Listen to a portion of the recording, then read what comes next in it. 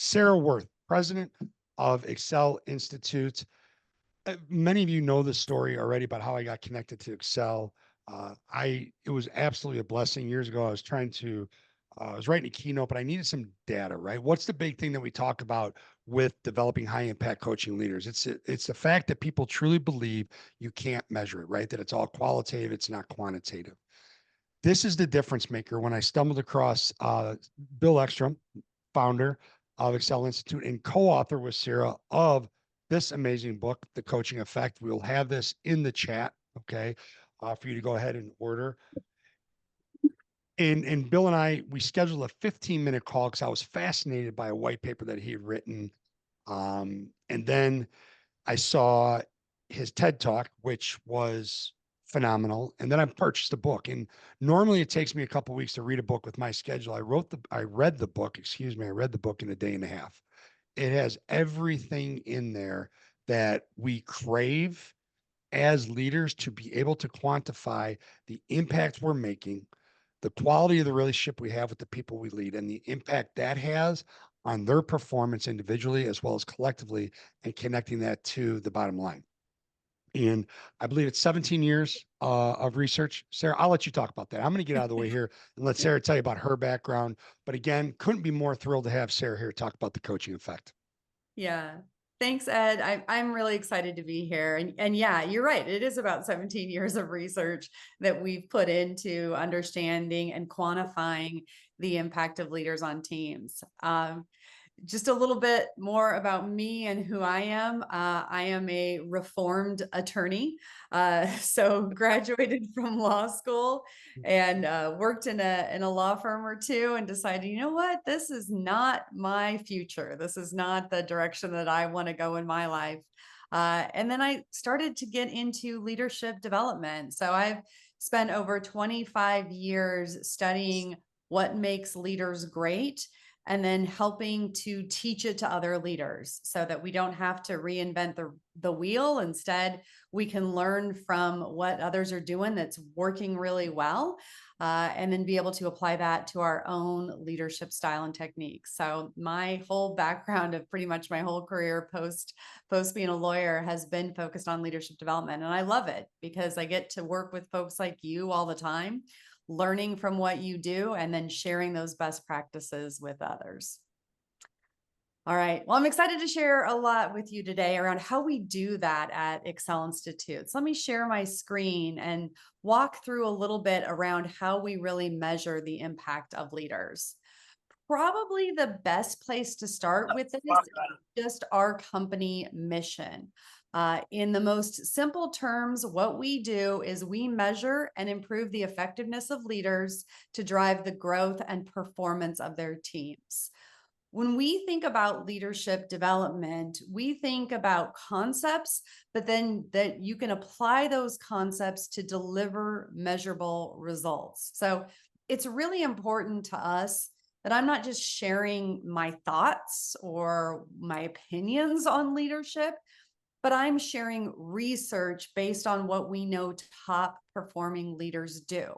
Leaders who have better retention of their team members, leaders who have bigger revenue targets that they're capable of hitting, leaders that do a better job of delivering quality outcomes or profitability, whatever it is that they're being measured upon for their success. We want to look at those top performing leaders and say, how are they different than leaders who maybe struggle in this regard? So that we can start to quantify what great leadership looks like. It's not just an opinion, it's not a concept, it's not theory, it's actual tangible behaviors that hopefully you as a leader can learn from and replicate in your own leadership practices. So that's our mission, plain and simple. We want to help you get better so that you can help your team members perform at a higher level. So let me share with you a little bit around how we measure leadership development and measure the impact of what we call a coach, because that's one of our first insights that we had when we started to study leaders, is that the best leaders are not authoritarian in how they lead and manage their teams. They don't spend a lot of time telling people exactly how to do their work. What they instead are really great at is surrounding themselves with talented people and then serving more as a coach to those people, which means instead of telling, they're asking questions. Instead of demanding, they are talking things through with their team members and helping them figure out the best approach. And they tend to be highly caring. They tend to be folks that are really passionate about the success of their team members as well as the success of the business. And they tend to be great teachers. They spend a lot of the time educating and teaching their team members how to be more effective and then facilitating their success as opposed to just holding them accountable for different activities that they need to be doing. So let me share with you a little bit around how we measure the coaching effect. We have been able to identify 3 different key abilities of leaders who are really good at delivering better results. First of all, they're great at building relationship. So they take the time to really get to know their team members as team members. There's 2 specific themes that we measure here. We call those themes connection and psychological safety. Now, connection just means pretty simply, I get to know you and I create a type of connection with you that makes you enjoy the work, that makes you want to work harder because you know that I care about you. And I try to create the type of culture on our team where you not only have a relationship with me, but I also encourage you to have relationships with your peers and others in the organizations. Because one of the things that we know is that the better relationships we have with each other, the more that work gets done effectively. So connection is all about just creating that rapport. And then we've got psychological safety. Now, you may have never heard this term before. It's definitely one that's a little bit newer to the leadership world. But essentially, psych safety means I feel comfortable being my true and genuine self at work, which means when you ask me for my opinion on something, I don't just tell you what I think you want to hear or what I think your opinion is. I give you my honest opinion. I am not scared to bring forth my true ideas, my true thoughts. And if you have a leader who does a great job of developing psych safety on their team, it means that they bring out the collective intelligence of the group because they're bringing out the best ideas of each person rather than just that dominant person who has the loud personality being the one that rules the team. They get everybody's best thoughts and feelings because nobody's scared to speak up on that team. So those are our 2 relationship themes, connection, psych safety, that we measure.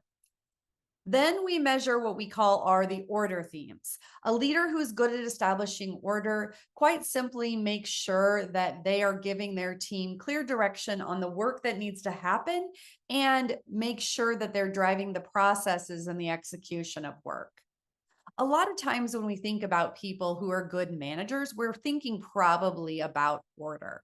Because if we're strong at order, we have good structure. So our team members know what they're supposed to be accomplishing, and we're actually checking in to make sure that those things get done. And we're also good communicators. There's no lack of clarity around where we're going, what other team members are doing. We're making sure that everybody's in the know, collaborating, and that they're clear on what we have to be executing. So those are our 2 order themes, structure and communication. Now, finally, the third element that we've discovered that drives great leadership was one that, frankly, we were not expecting at all. It was a bit of a surprise, and it is the area of complexity. What we mean by complexity is quite simply doing something outside your comfort zone.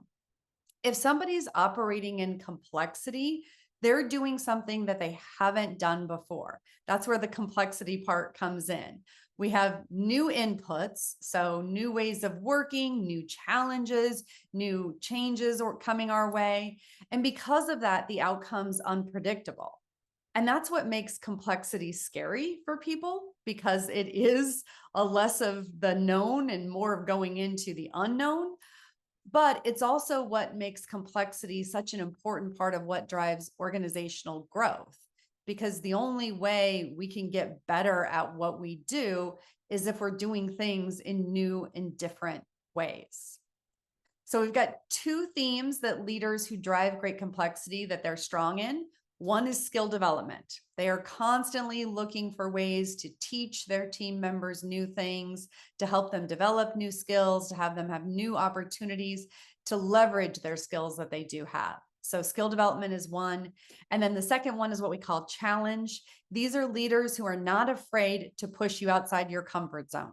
And they're going to have team members that sometimes are a little anxious or nervous about doing something scary and new. And those leaders aren't scared of that. They want to push their team members because they know when they're working outside their comfort zone that they are growing. So that's what we mean by challenge.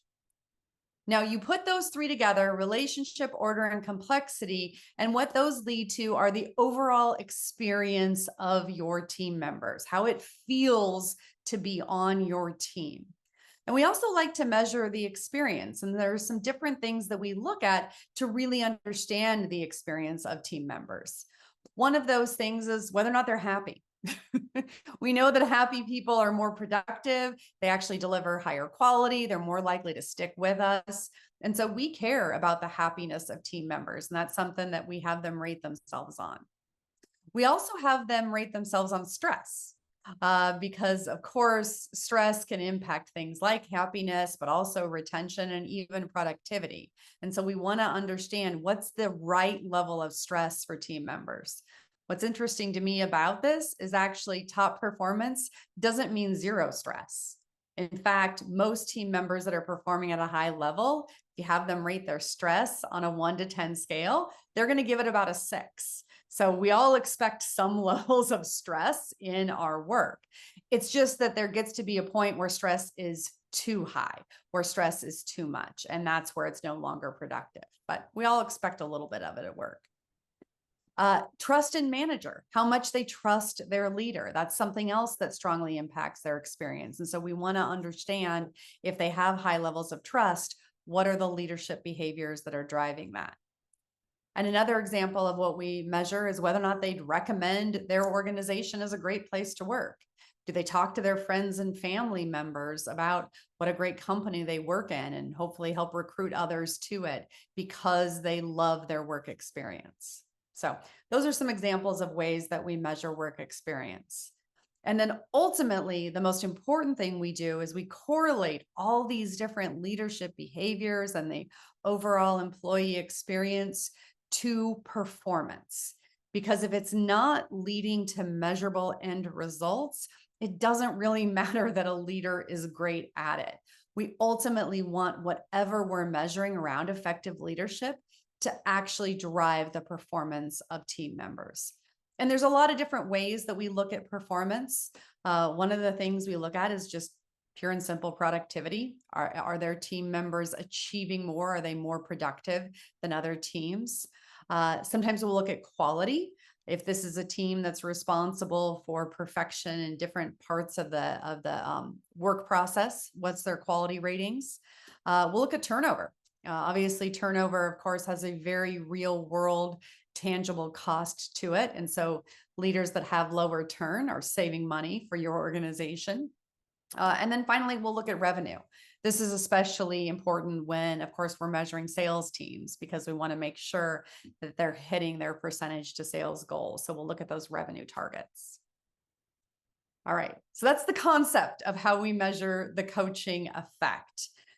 Now I want to give you some real world examples. What does that look like? What are the types of leadership behaviors that we're measuring specifically? And how does that link up to the employee experience and ultimately performance? So for these examples, I want to focus on some of our data around turnover. So what delivers ultimately that better turnover number? Okay, so let's first look at a relationship question. So the relationship question that I want to examine today is, my manager makes this a fun place to work. Little background on this question that is interesting to me. We actually got this from our work within education. So we study leadership not just within companies and businesses. We actually study it also within athletics and within school systems. One of the things that we heard from students that they thought made certain teachers better teachers is that they made the classroom more fun.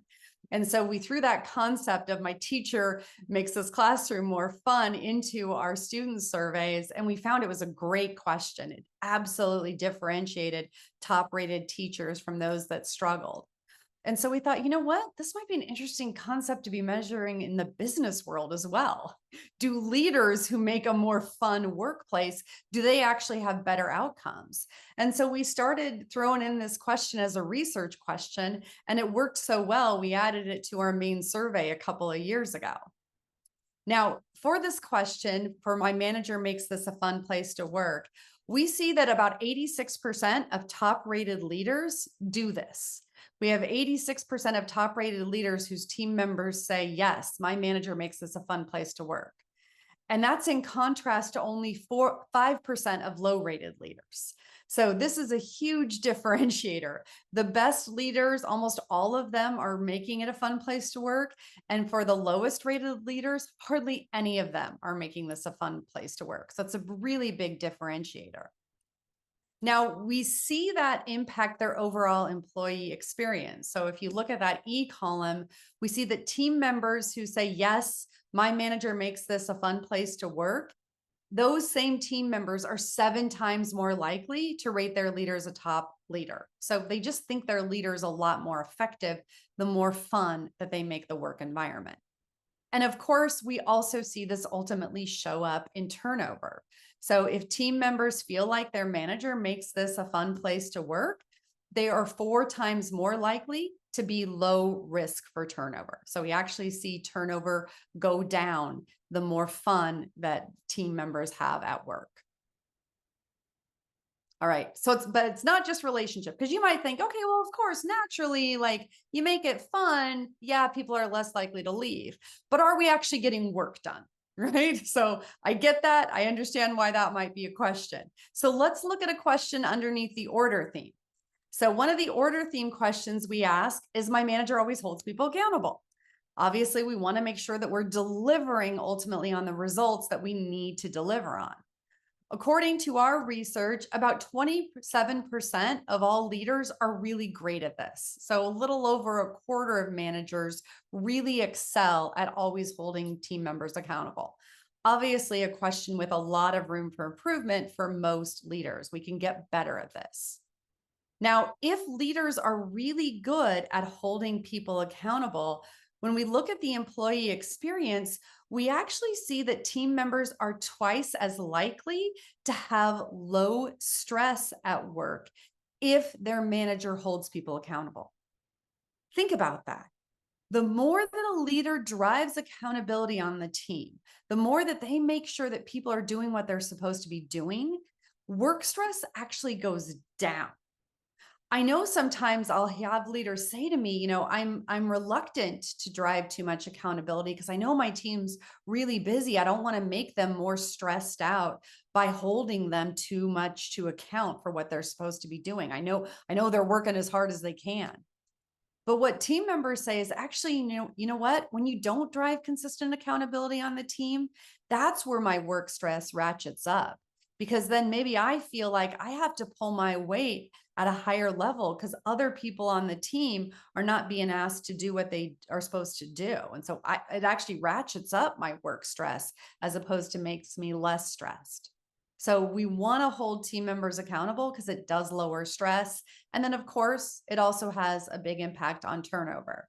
So when a manager always holds team members accountable, those team members are 3 times more likely to have low risk for turnover on their team. So we ultimately see it impact performance in that way too. All right.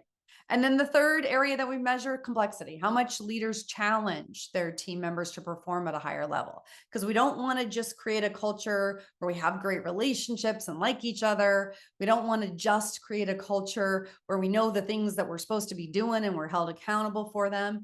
We want to create a culture of growth where people are capable of achieving things now that they weren't capable of achieving 6 months ago or 2 years ago.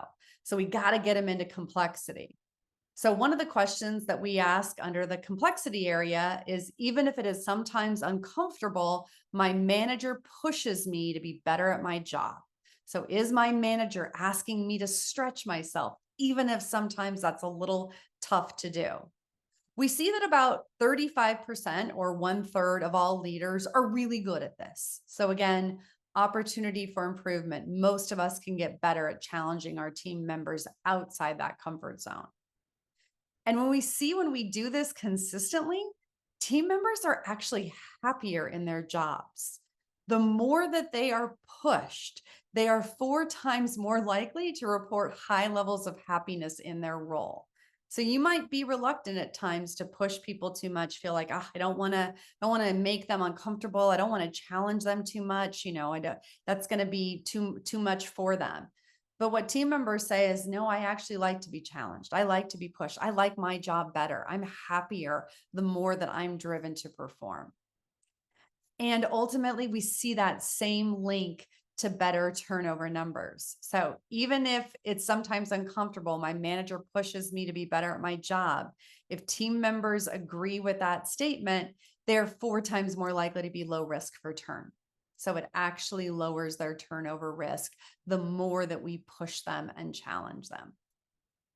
So across the board, all of these elements, relationship, order, and complexity, are all key to driving a better employee experience and ultimately better performance in terms of things like turnover, productivity, revenue, all those different things that we care about as outcomes. And the cool thing is, you can measure this behavior. You can understand whether or not a leader is good at pushing people outside their comfort zone. You can figure out whether or not they're holding everybody accountable or making work more fun by asking the people who are actually being coached by these leaders. And then you can take those behaviors and be able to share it back with your leaders to say to them, are you doing this? Are you doing these behaviors consistently? And if you're not, how can we teach you? What can we help you learn in order to get better at this particular behavior? So leadership is something that absolutely can be taught in that way. We can measure it. We can give leaders feedback on which behaviors they're using and which behaviors they're not. And then we can teach them. And I know that the needle can move on all this because that's what we do. We measure leaders at one point in their lives to see how they're doing on these different leadership behaviors. We help them identify what they need to work on. And then we teach them, we offer them best practices, resources, education, learning, and then we measure them again. And that's the coolest part of my job, is when we get that second round of measurement and I'm able to show a leader, here's how you've grown, here's how you've improved. And this isn't my opinion as some third party consultant that thinks that you seem like you're doing better. It's the actual people that you coach saying you're different, you're more effective in your leadership behaviors. And because of that, it's creating a better work experience and better performance for me. All right. Sarah, that was awesome. Here's what's really cool, and please put your questions in the chat box or raise your hand. We want to get your questions answered. But here's what's really fascinating about this, and this is what drew me to Excel Institute and why we formed this amazing business partnership together. Sometimes as leaders, we hesitate, as coaching leaders, we hesitate to do the things we know that people need to do. But what is it that reduces stress? Accountability, right? We talked about accountability. We talked about feedback, but we talked about being pushed. And if you go back to the very core, tie it back to the Gallup book, It's the Manager. People want three things these days. Okay. And I would argue that they've always wanted that, but now they have a voice and they speak up. They want to know that they're valued. They want to know that the work they do is meaningful and important. And the third thing is what? They want to be coached, right? They want someone to come alongside them and take that journey with them and help them get outside their comfort zone. One of the things about complexity, Sarah, and I'm going to start with the question. I'm not going to hog the airtime here, if you will. But complexity, one of the things is like the unknown outcomes, right? Here's what I will argue, or here's what I'm curious about. From my experience, whether it be as a college basketball coach or a leader in the business world, is this. the best of the best in terms of high impact coaching leaders. Yes, that might be a little bit of an unknown what the outcome will be, but they have dialed into and committed to the relationship so much and gotten to know what makes their people tick so much that they can predict to somewhat good degree what will happen if they take certain actions with the people that they lead. So if I push you outside your comfort zone this way, there's a good chance that this is how you'll respond, right? Because they know what it is that you respond to. Just can you talk into like the relationship, how significant that piece is in this whole equation? Yeah, it's such a great question, Ed, because all of these concepts around relationship, order, and complexity, they're their own unique element as far as coaching and leadership goes, but they work together, right? There's an interplay of them. So, for example, let's say you as a leader aren't really great at establishing a relationship with your team member, but you're really good at putting them into complexity. What ends up happening is, yes, you're pushing them, you're challenging them all the time, but you really don't have that basis of trust at the core of it. And so, if you're great at complexity, but not great at relationship, you might drive some more performance for a while. But ultimately, what's probably going to happen is you're going to end up losing some of those team members because they feel like you haven't really earned the right to challenge me this way because you don't really know me. You don't understand who I am. You don't know what makes me tick. You haven't taken the time to build that trust that's going to make me know that when you push me, you have my best interest at heart. You're really trying to help me be successful. And so each of these elements of great coaching are important on their own, but it's when you bring them all together that you really have those high performance teams and those high performance leaders. So absolutely, they play together in that way. Oh, Ed, I think you're on mute. I just want to make sure everybody was paying attention that my words don't fall on deaf ears here. Okay. Laura said, I believe a low percentage of holding people accountable is because a lot of people leaders have a hard time having difficult conversations. If we can teach them to become comfortable in the uncomfortable, uh-oh, um, it would go a long way too in so many areas. And you're so spot on, right? Like how do we have the difficult conversations? How do we push ourselves outside our comfort zone as leaders? And one of the things I think to keep in mind is when we talk about order from our vantage point and how we create order for our people. Can you, Sarah, tell us about how significant it is for the success of coaching leaders when they develop the ability to help the folks that they're leading create that order themselves? In other words, through discretionary effort, through discretionary thinking. Can you talk into that a little bit? Yeah, absolutely. Absolutely. I think as a leader, we owe it to our team members to have those conversations with them around what they're doing or not doing that's leading to success or a lack thereof. So, if it's creating more order, or if they need to do a better job of being able to create relationships or their follow through or whatever it is, right, that they're struggling with, as leaders, if we know something that's impacting a person's performance in a negative way, it is our responsibility to have that dialogue with them.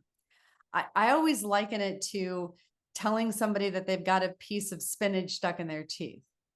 We appreciate the person who mentions that to us, right? Mm. We don't want to be Most walking days. around, right? Yeah. But we don't want to be walking around all day with like spinach stuck in our teeth. That's embarrassing.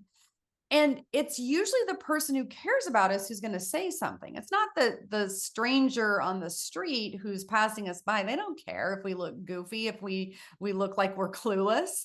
But the person who cares about us absolutely says something to us about it because they know that we don't want to look like we don't know what we're doing and that we're clueless. I think that when we see something in a team member that could help them be more effective, if they understood it and if they knew it about themselves, we owe it to them because we care about them to say something. And we can do it in a very caring way.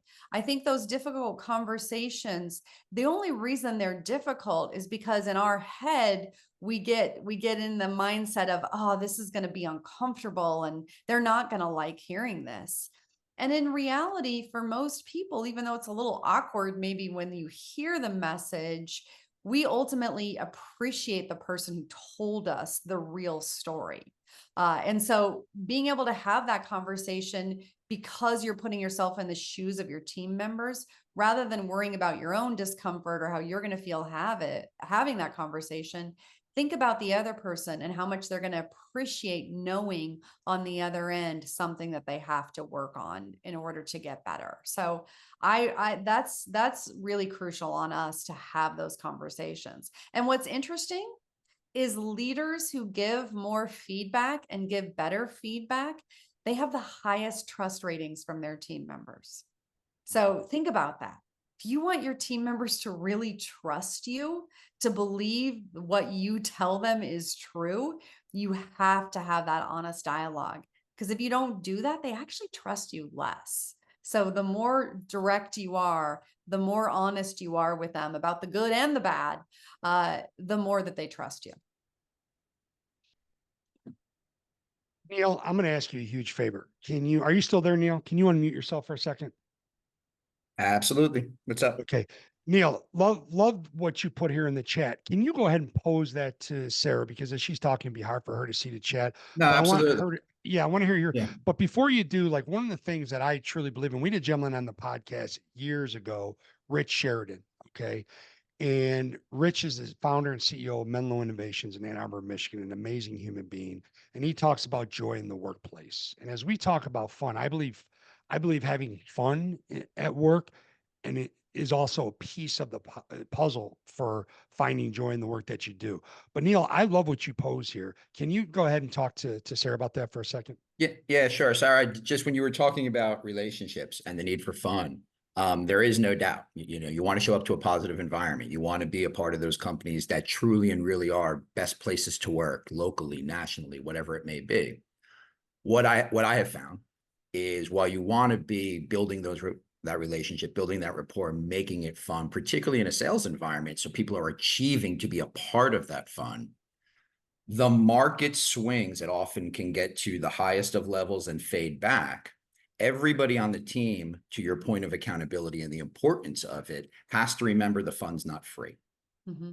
Has to remember that there will be times you have to work harder to earn the fun.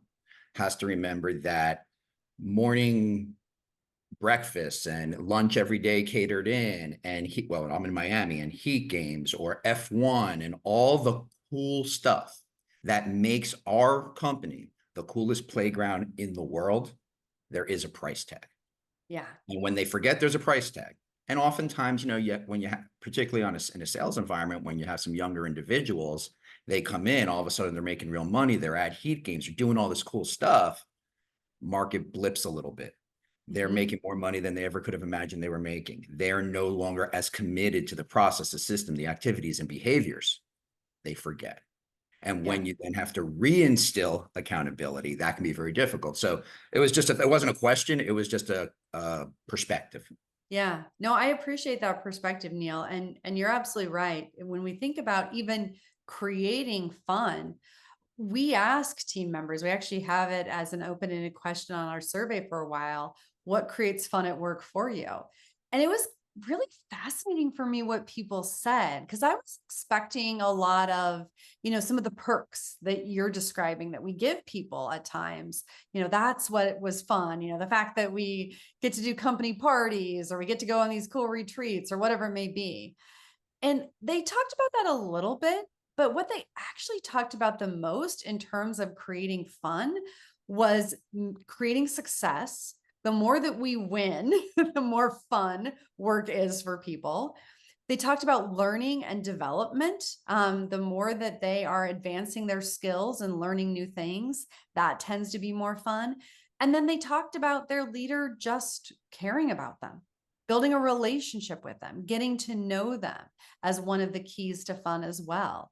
And so part of creating fun, yes, those perks are awesome, but more than anything, if you can help somebody develop and grow and become successful, that's when their work's the most fun because Listen, they're for winning. sure. Caring, Yeah. connection, communication, that's all critical and that all underlines it.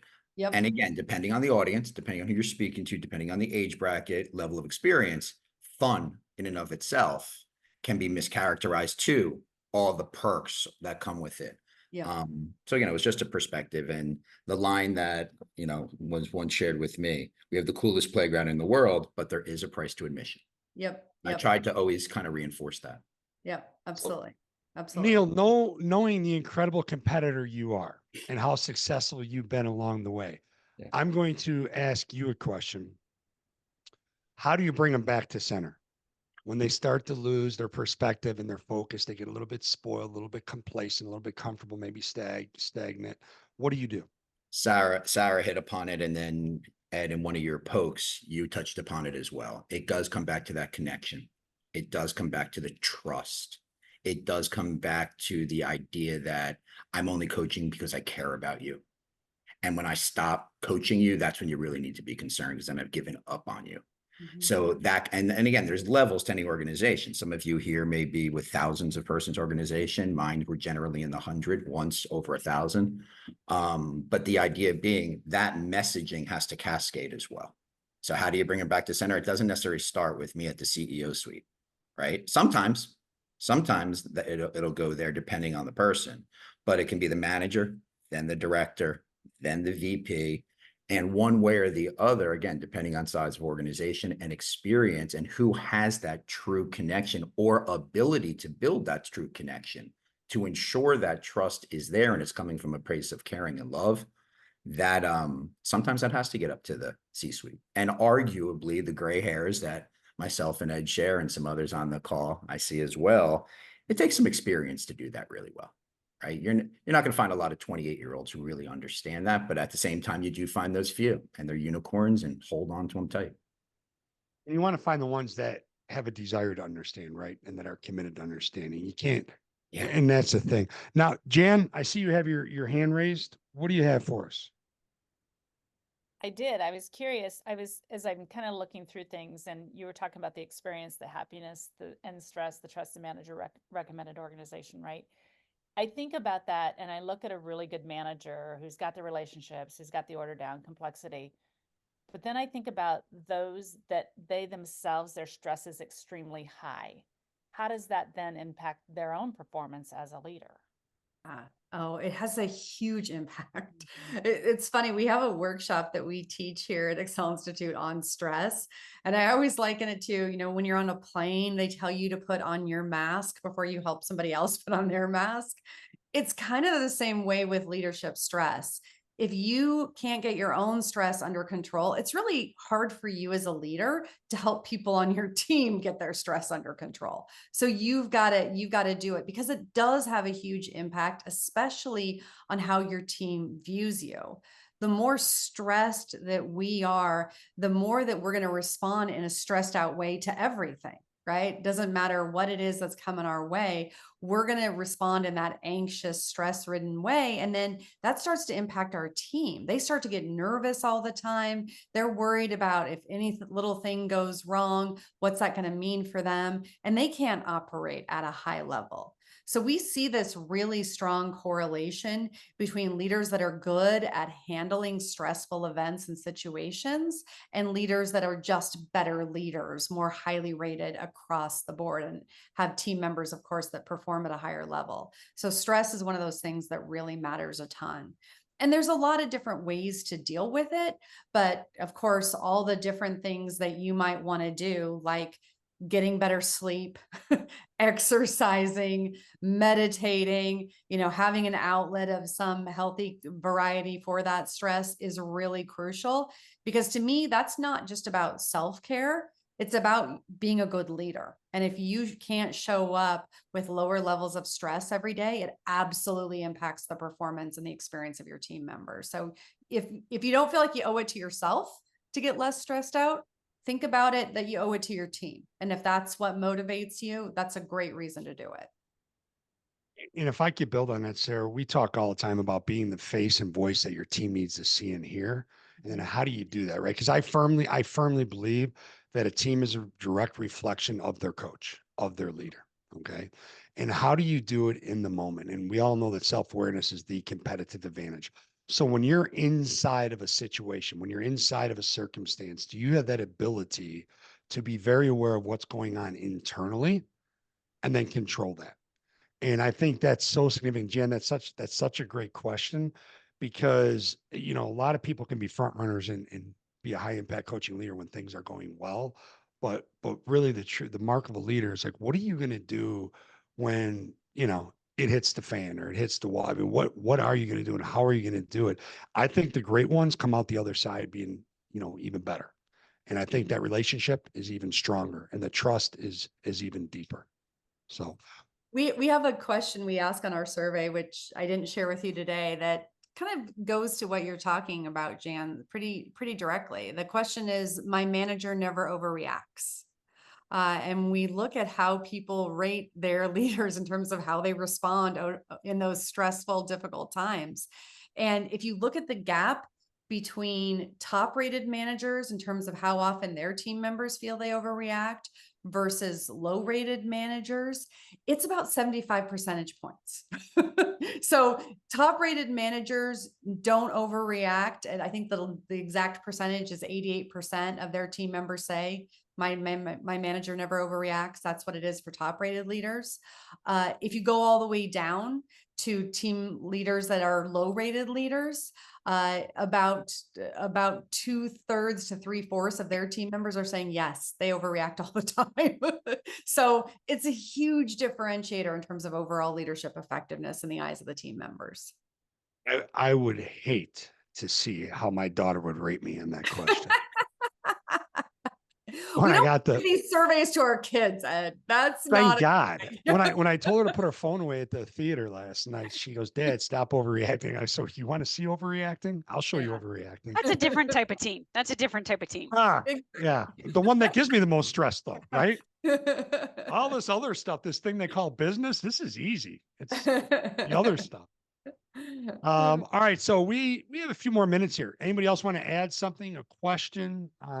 We'll go ahead and give you a couple things before we wrap up, but I would love to hear a couple more questions.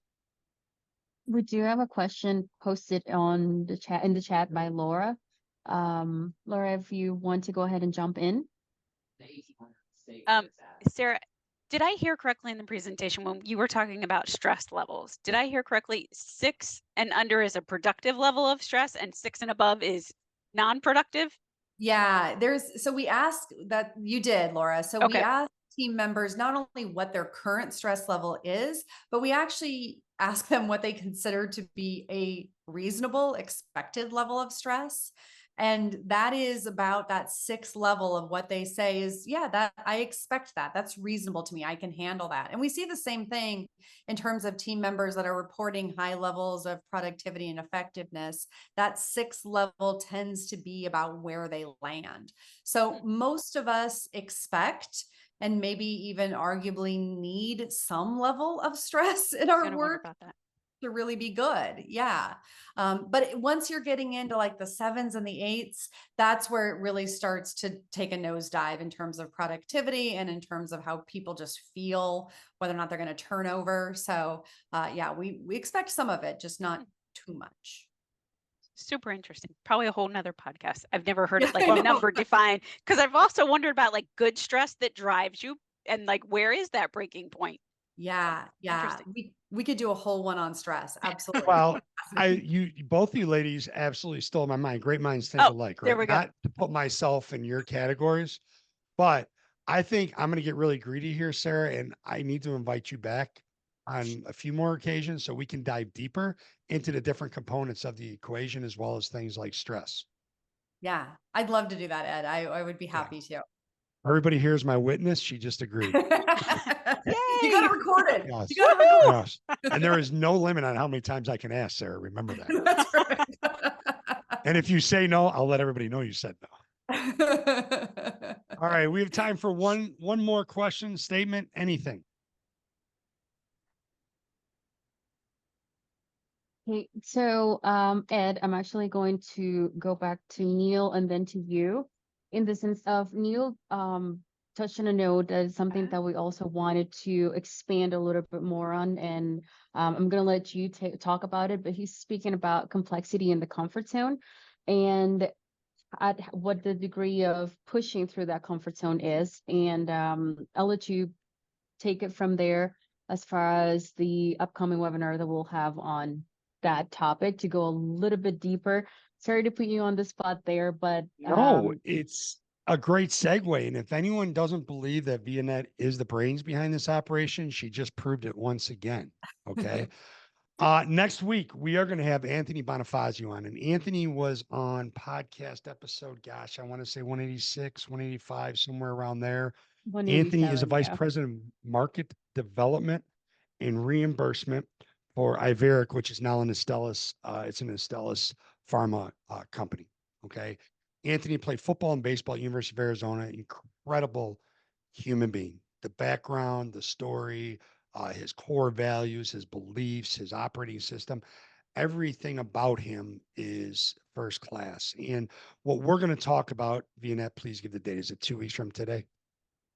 Yes, it's in June 6th, actually. 2 weeks from today, June 6th. I knew that. I want to make sure she knew that. We're gonna have Anthony on, and we're gonna dive into that. We're gonna talk about how are you that coaching leader that develops that relationship, that has the ability to create complexity for your people and develop the skills necessary for them to create the order for themselves, right?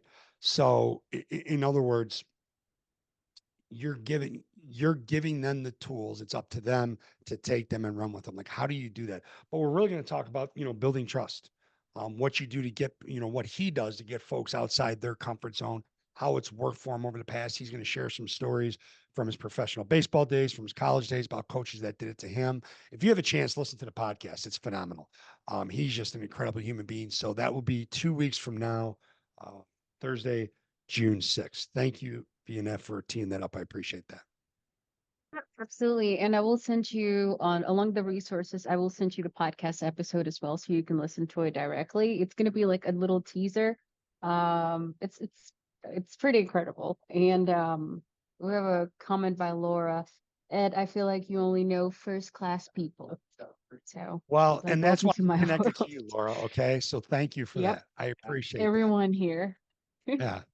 Yeah. Well, I do appreciate that. And honestly, all of you taking time out today to, be here speaks volumes about your commitment to learning, commitment to growing, and who you want to surround yourselves with. So I appreciate it. Please keep coming back. Do not hesitate to reach out to Sarah. We'll give you her contact information or email or myself to find out more about what we do together, or even questions about what you received from us, what you saw today. VNet, tell them they'll get the video as well, the video of the recording. What else will they receive? Correct. We'll send you the video of the recording, all of the contact information. Just in case, like if something else about what we spoke today when you're going over the presentation, you have any questions, any other thoughts, any topics that you would like to know more about, we're always happy to share resources, recommend books or podcast episodes that can help you, because there's so much, it's like a little gold mine that around different resources, and it's always great when not only answering everybody's questions here and having amazing people like Sarah giving us this quality presentation. Sometimes this Ed as well, which is an incredible guy too. And just hearing all of your questions and comments and input and the different perspectives. So if there's anything apart from that that we can help you with or send and expand on, we'll be always happy to help. So feel free to reach out at any time. And yeah, we're very, very glad to have you here and very happy to have you join us. So yeah, all the links of everything we've mentioned, I have all of my notes here, and I'll make sure you get those as soon as possible for sure. Thank you, Vianette. And I have to take a minute here. Sarah, I can't, last week, which seems like a lifetime ago, Sarah and I were in New Jersey presenting to one of our pharma clients together and had an amazing time. And I think you've all been there in your business world, even if your personal world, where you kind of sit back and you look at someone who you're a team member with and you say, how did I get so lucky? Like, this is really cool. And Sarah, that's how I felt watching you present last week. And thank you so much for joining us today, because I know you got like 10,000 things in the air right now. Okay, You're thank very, you. you're very kind, Ed. No, I loved it. Thank you guys for just being a great audience. I love the questions. Thank you so much for having me. Really appreciate it. Awesome. We'll see you all in 2 weeks, All right? right. 2 weeks. All right. Thanks, Everyone everybody. have a great Memorial Day weekend.